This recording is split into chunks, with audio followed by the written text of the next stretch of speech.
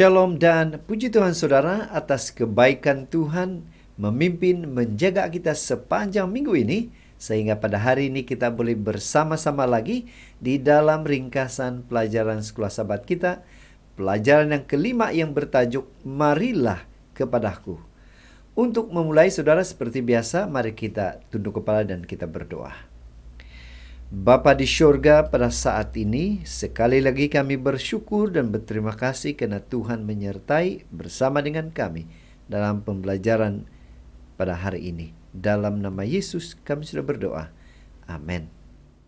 Sekali lagi saudara, saya juga ingin mengucapkan terima kasih kepada semua Anda yang mengikuti atau bersama dengan saya dalam ringkasan pelajaran sekolah sahabat setiap minggu. Nah saudara, tajuk sekolah sahabat kita ialah Marilah Kepadaku. Pertanyaan besar utama sekolah sahabat kita adalah bagaimana kita boleh mendapatkan kelegaan dalam dunia yang rosak atau melelahkan ini? Di skrin Anda adalah ayat-ayat Alkitab yang akan menolong kita di dalam pelajaran sekolah sahabat kita pada minggu ini. Ayat hafalan kita terdapat di dalam Matius 11 ayat 28 yang mengatakan, "Marilah kepadaku semua yang letih lesu dan berbeban berat. Aku akan memberi kelegaan kepadamu."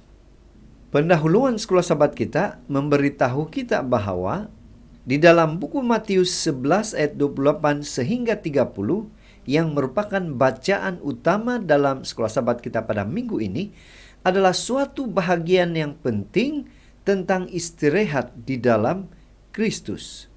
Nah, apa makna dari setiap kata-kata ini yang akan kita pelajari satu persatu? Bagaimana kita dapat lebih memahami makna perhentian yang Yesus tawarkan dengan mempelajari pasal atau dari ayat-ayat buku Matius 11 ini? Itu makanya di dalam topik perbincangan kita akan membincangkan keseluruhan ayat di dalam Matius 11 ayat 28 sehingga 30 tersebut. Dan Anda boleh lihat di skrin Anda tajuk kecil setiap pembahasan atau setiap topik yang akan kita pelajari. Mari saudara langsung ke topik yang pertama, yaitu di dalam ayat itu mungkin ada kata-kata seperti ini. Marilah kepadaku semua yang letih lesu dan berbeban berat, aku akan memberi kelegaan kepadamu. Nah, apa makna rohani kata-kata ini? Dan apa hubung kaitnya dengan istirahat? Matius 11 ayat 28. Mari kita perhatikan saudara. Marilah kepadaku. Saudara, satu undangan, satu panggilan yang begitu jelas. Marilah kepadaku semua yang letih lesu dan berbeban berat, aku akan memberi kelegaan kepadamu. Menurut konteks langsung dari ayat ini dalam Matius 11:27, kita dapat menyimpulkan bahwa Yesus dapat memberi kita istirahat karena Dia adalah Tuhan dan Dia adalah satu dengan Bapa. Inilah prinsip dasar yang harus kita miliki atau pahami. Yesus tidak memberi istirahat secara langsung, tetapi ada syaratnya, yaitu panggilan, marilah. Artinya saudara, dari ayat ini kita harus melakukan dua hal penting untuk datang kepada Yesus. Yang pertama, karena kita lelah atau penat dan berbeban berat dan memerlukan istirahat. Itu makanya kita perlu datang kepada Tuhan.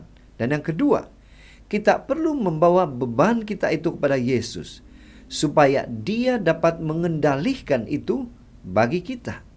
Seterusnya tajuk yang kedua yaitu pikulah kuk yang kupasang dan belajarlah padaku. Saudara, menjadi pertanyaan lagi, apa makna rohani dari kata-kata ini? Dan apa hubung kaitnya dengan istirahat? Kita baca saudara dalam Matius 11 ayat 29. Pikulah kuk yang kupasang dan belajarlah padaku. Apa kuk ini sebenarnya saudara? Dan kenapa Yesus mengundang supaya datang kepada Dia untuk belajar? Sebuah kuk biasanya diletakkan di atas leher hewan untuk memudahkan pekerjaan mereka.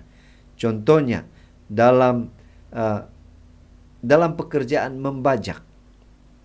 Namun, kuk itu juga merupakan suatu batasan atau had. Haiwan itu tidak bebas tetapi harus melakukan apapun yang diinginkan oleh pengawalnya. Pena Inspirasi juga menjelaskan, engkau aman hanya karena dalam kepatuhan dan ketaatan yang sempurna, engkau menghubungkan dirimu dengan Kristus. Kuk itu enak karena Kristus memikul bebannya. Saat engkau mengangkat beban salib, itu akan menjadi ringan. Dan salib itu bagimu adalah jaminan hidup yang kekal. Merupakan hak istimewa bagi setiap orang untuk mengikuti Kristus dengan gembira. Seterusnya tajuk ketiga yaitu karena aku lemah lembut dan rendah hati dan jiwamu akan mendapat ketenangan. Apa arti kata-kata ini? Matius 11 ayat 29. Kita perhatikan seperti yang saya garis bawahi warna kuning. Karena aku lemah lembut dan rendah hati dan jiwamu akan mendapat ketenangan. Saudara, Paulus juga menuliskan bahwa Yesus itu lemah lembut. Seperti Musa. Kelemah lembutan adalah buah Roh Kudus. Seperti yang dikatakan dalam Galatia 5.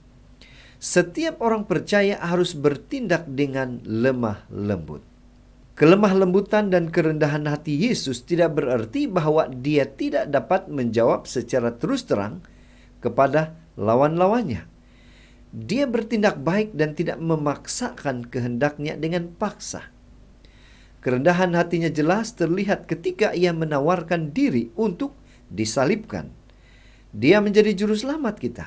Dia adalah satu-satunya yang dapat membebaskan kita dari beban dosa, meringankan penderitaan kita, dan memberikan istirahat bagi jiwa kita.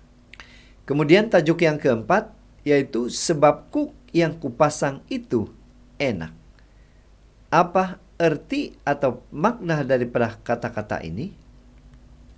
Matius 11 ayat 30 katakan, sebab kuk yang kupasang itu enak dan bebanku pun ringan.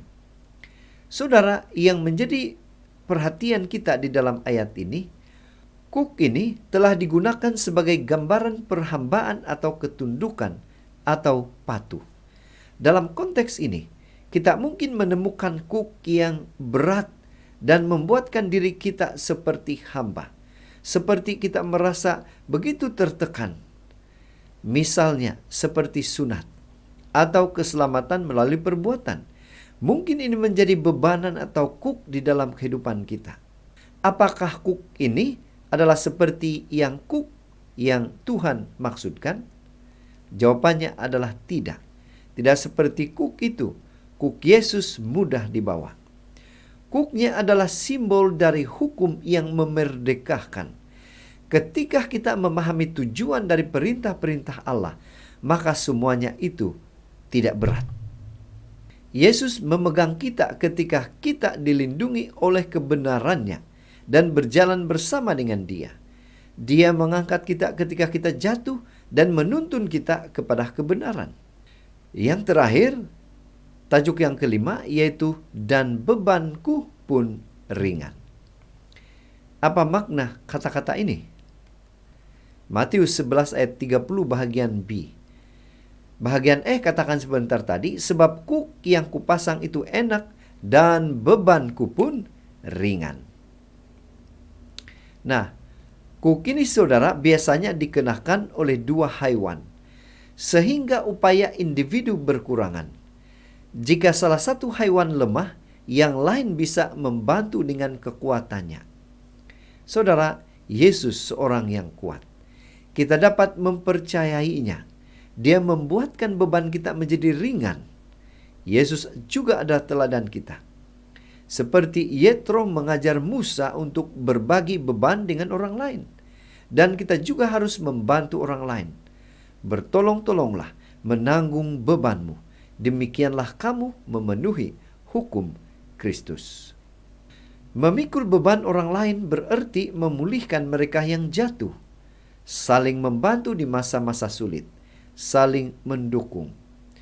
Berbagi beban adalah suatu yang Tuhan perintahkan untuk kita lakukan sebagai sebuah kesatuan atau gereja. Hal itu memerlukan kelemah lembutan dan belas kasihan. Pena Inspirasi juga menjelaskan kepada kita, mengenakan kuk bersama Kristus berarti bekerja di barisan Yesus. Menjadi rakan dengan Dia dalam penderitaan dan pekerjaan kerasnya bagi umat manusia yang terhilang. Ini berarti menjadi instruktur jiwa-jiwa yang bijaksana. Kita akan menjadi apa yang kita inginkan untuk dijadikan oleh Kristus dalam jam-jam pencobaan yang berharga ini. Kita akan menjadi semacam bejana yang kita izinkan untuk dibentuk. Kita harus bersatu dengan Tuhan dalam pekerjaan pembentukan dan kebiasaan. Dengan keinginan kita tunduk pada kehendak ilahi. Jadi saudara, dari pelajaran Sekolah Sabat kita boleh menyimpulkan bahwa Tuhan adalah sumber kedamaian kita. Dia adalah sumber kekuatan kita. Dia sahaja yang dapat mengangkat beban kita. Dialah satu-satunya yang benar-benar dapat menghilangkan tekanan luar biasa yang kita kadang-kadang alami. Apabila kita bersatu dengan Kristus dalam melayani orang lain, beban kita menjadi lebih ringan. Kita akan belajar lebih mendalam tentang apa artinya dikukuhkan bersama Kristus dalam pelajaran minggu ini. Yesus memikul beban dunia ini di atas tengkuknya, namun hidup dalam suasana kedamaian ilahi. Dia tidak tertekan dengan cabaran yang dihadapinya. Dalam pelajaran minggu ini, menerangkan kerinduan Yesus untuk kita beristirahat di dalam Dia dan mencari ketenangan hati dan pikiran. Jadi sekianlah saudara ringkasan pelajaran Sekolah Sabat kita pada minggu ini. Semoga ini bermanfaat untuk setiap kita. Mari kita berdoa. Bapa Syurgawi, sekali lagi kami bersyukur dan berterima kasih karena kebaikan Tuhan bersama dengan kami di dalam pembelajaran Sekolah Sabat kami pada minggu ini. Dalam nama Yesus kami sudah berdoa. Amin.